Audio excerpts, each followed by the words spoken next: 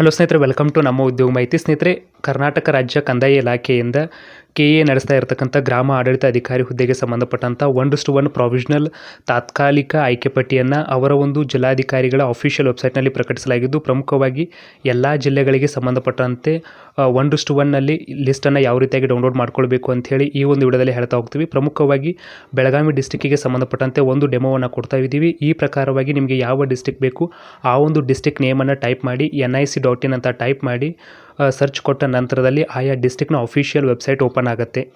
Official ವೆಬ್ಸೈಟ್ಗೆ ಭೇಟಿ ನೀಡಿದ ನಂತರ ಈ ರೀತಿಯಾಗಿ ಕೆಳಗಡೆ ಸ್ಕ್ರಾಲ್ ಮಾಡುವುದರ ಮೂಲಕವಾಗಿ ಅಲ್ಲಿ ಗ್ರಾಮ ಆಡಳಿತ ಅಧಿಕಾರಿ ಹುದ್ದೆಗಳ ನೇಮಕಾತಿಗೆ ಸಂಬಂಧಪಟ್ಟಂತಹ ಅಫಿಷಿಯಲ್ ಲಿಂಕ್ ಇರತಕ್ಕಂಥದ್ದು ಇಲ್ಲಿ ನೋಡಬಹುದು. ಗ್ರಾಮ ಆಡಳಿತ ಅಧಿಕಾರಿ ನೇಮಕಾತಿ ಬೆಳಗಾವಿ 2024 ಅಂತ ಹೇಳಿ ಒಂದು ಲಿಂಕ್ ಇರತಕ್ಕಂಥದ್ದು. ಆ ಒಂದು ಲಿಂಕ್ ಮೇಲೆ ಕ್ಲಿಕ್ ಮಾಡಬೇಕಾಗತ್ತೆ.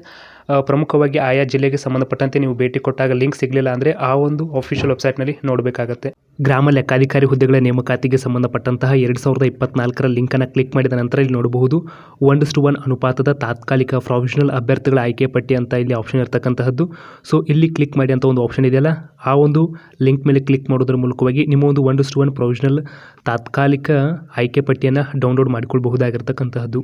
ಪ್ರಮುಖವಾಗಿ ನಿಮ್ಮ ಒಂದು ಜಿಲ್ಲೆಗೆ ಸಂಬಂಧಪಟ್ಟಂತಹ ತಾತ್ಕಾಲಿಕ ಆಯ್ಕೆ ಪಟ್ಟಿಯನ್ನು ಡೌನ್ಲೋಡ್ ಮಾಡಿಕೊಂಡ ನಂತರ ಅಲ್ಲಿ ಕೊಟ್ಟಿರ್ತಕ್ಕಂಥ ವಿಷಯಗಳನ್ನು ಸ್ಪಷ್ಟವಾಗಿ ಓದ್ಕೊಳ್ಬೇಕಾಗತ್ತೆ.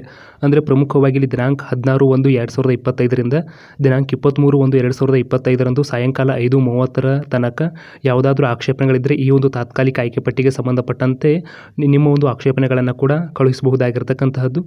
ಆಕ್ಷೇಪಣೆಗಳನ್ನು ಸ್ವೀಕರಿಸಲಾದ ನಂತರ ಏನಾದರೂ ಆಕ್ಷೇಪಣೆಗಳಿದ್ದರೆ ಅವುಗಳನ್ನು ಪರಿಹರಿಸುವುದರ ಮೂಲಕವಾಗಿ ಅಂತಿಮ ಆಯ್ಕೆ ಪಟ್ಟಿಯನ್ನು ದಿನಾಂಕ 27/1/2025ರಂದು 5:30ರಂದು ಸಾಯಂಕಾಲ ಫೈನಲ್ ಸೆಲೆಕ್ಷನ್ ಲಿಸ್ಟನ್ನು ಪ್ರಕಟಿಸುವುದಾಗಿ ತಿಳಿಸಲಾಗಿರತಕ್ಕಂಥದ್ದು. ಮುಖ್ಯವಾಗಿ ಎಲ್ಲ ಜಿಲ್ಲೆಗಳಲ್ಲಿ ಸೆಲೆಕ್ಟ್ ಆಗಿರತಕ್ಕಂಥ ಅಭ್ಯರ್ಥಿಗಳು ಕಾಲಕ್ಕೆ ಪ್ರಮುಖವಾಗಿ ಆಯಾ ಜಿಲ್ಲೆಯ ಅಧಿಕೃತ ವೆಬ್ಸೈಟ್ಗೆ ಭೇಟಿ ನೀಡುವುದರ ಮೂಲಕವಾಗಿ ಪರಿಶೀಲನೆ ಮಾಡಬೇಕಾಗತ್ತೆ. ಬಿಕಾಸ್ ಆಫ್ ಏನಾದರೂ 2-3 ದಿನಕ್ಕೆ ಒಂದು ಅಪ್ಡೇಟ್ ಬಂದೇ ಇರತಕ್ಕಂತಹದ್ದು. ಮುಖ್ಯವಾಗಿ ಇದಿಷ್ಟು ಇವತ್ತಿನೊಂದು ಪ್ರಮುಖ ಮಾಹಿತಿಯಾಗಿತ್ತು. ಸೋನ ಸ್ನೇಹಿತರೆ, ಮತ್ತೊಂದು ಪ್ರಮುಖ ವಿಡಿಯೋದೊಂದಿಗೆ ಧನ್ಯವಾದಗಳು.